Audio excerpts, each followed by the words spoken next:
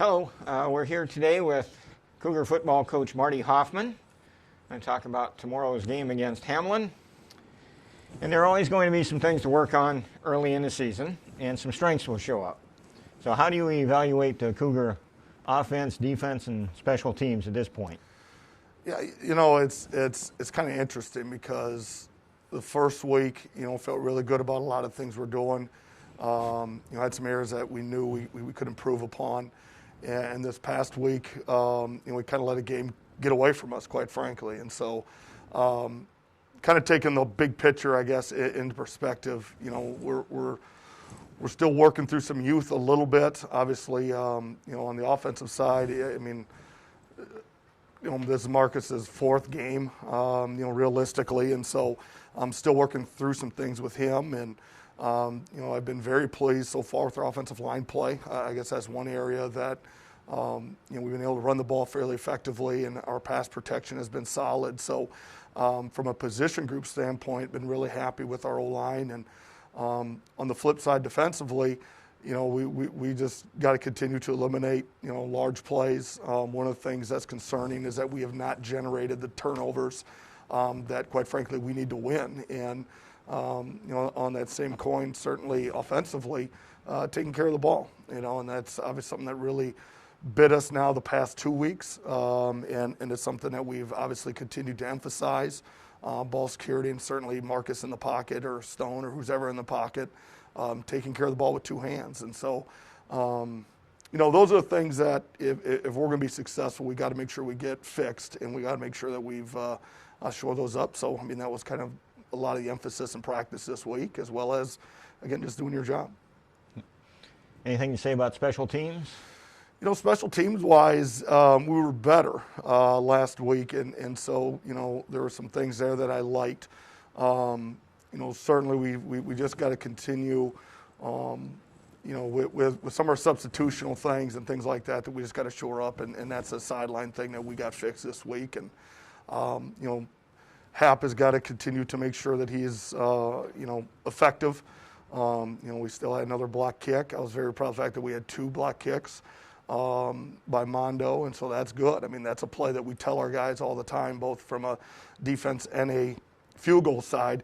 Points are on the line, and so we got to make sure that we're always playing in the present in that play and making sure that we're doing our jobs on the defensive side. And then obviously with Hap, we got to give him an opportunity to get the ball up, and so that's something that is on our front. That's got nothing to do with Alex and kind of what he's doing. It's more of just, again, our protection up front. So, and then, from a pump perspective, again, going to have a little different look here this week. But, again, been pretty happy with, for the most part, with our units.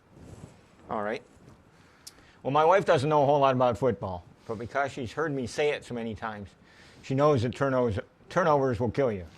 And you had 2 turnovers in the first 10 minutes or so, and we're down 9-0. So a little bit of repetition, but how do you go about addressing turnovers?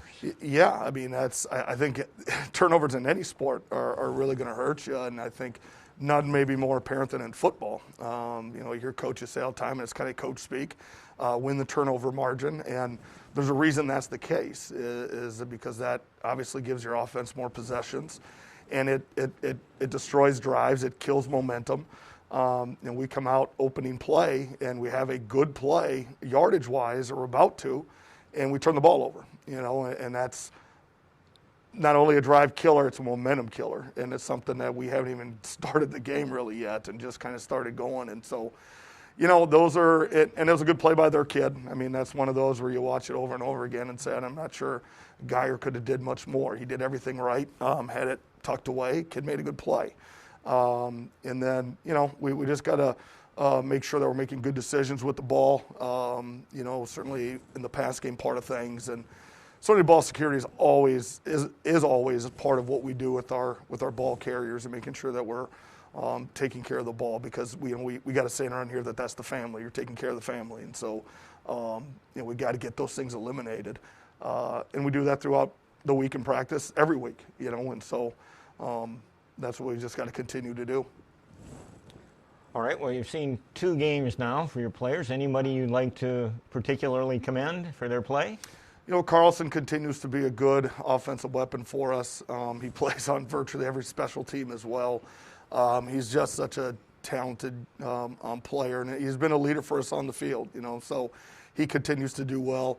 Like I've already highlighted, I think our offensive line across the board has been doing fairly well. They've certainly not perfect, and offensive line play I don't think ever will be perfect, but they've been doing a nice job. Our front five, I certainly want to commend them, and from the defense perspective, our defensive line is doing a nice job. I think up front we're actually been kind of our stronger areas.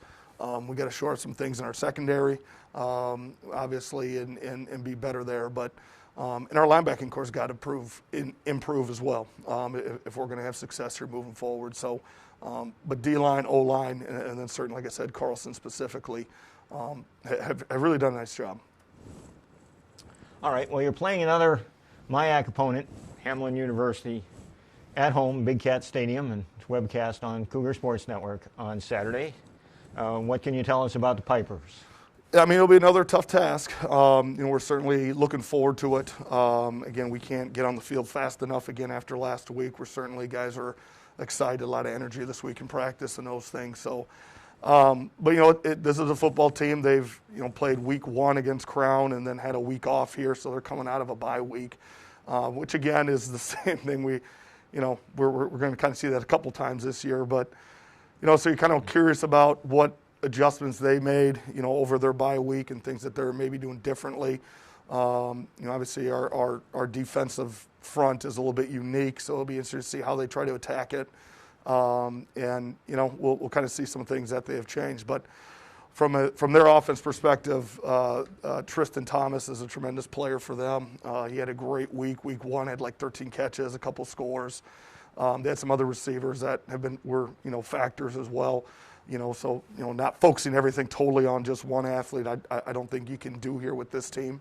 And then they're a little bit more committed to the run than what we saw last week with Carleton. But they certainly want to throw the ball around. Quarterback's a good player. Does good things with the ball. Understands where he needs to go with the ball. I mean, Tristan was kind of his escape blanket for the most part. It seemed throughout the game that's who they were going to when they needed a play.